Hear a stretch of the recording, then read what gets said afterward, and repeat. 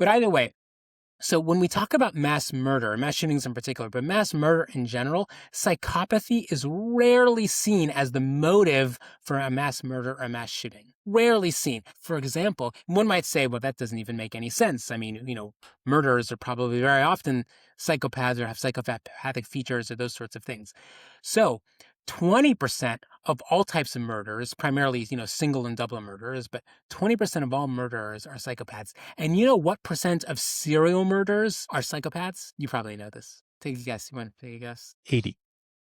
87%. You're right. Exactly. No, very good. No, I knew you would get it, of course.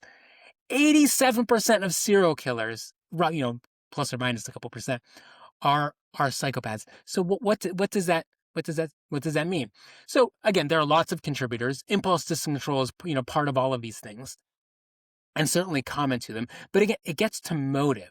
So what is the motive of a psychopath? What is of someone who has psychopathy? And just to be clear with people, psychopathy, as probably I imagine your listeners know, is a technical term. That is a diagnosis, psychopathy.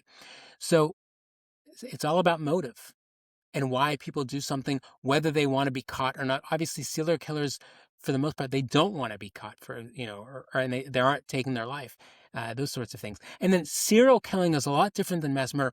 Serial killing often involves, a lot of a lot of other unfortunate things. What mass murder doesn't involve, these like dismemberment, cannibalism, some sort of sexual assault. So that is often part of serial killing. And so you can understand, there are clear differences. The motivation is just very different. We don't see almost ever, maybe it's happened. I can't even think of one. There's probably one or two cases out there, but dismemberment almost never happens in mass murder, mass shootings in particular. Cannibalism, that's extremely rare almost never among mass murderers, if ever. Sexual assault is less common among mass murderers. So it gets to, again, motivation and what's going on.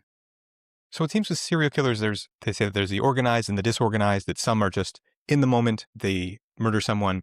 Whereas with the mass shooter, is it most often a planned out sort of thing? These things seem very orchestrated. The person often seems to show up well armed. They sort of scope out the place where they're going to attack, things like that. Is there often a lead up process?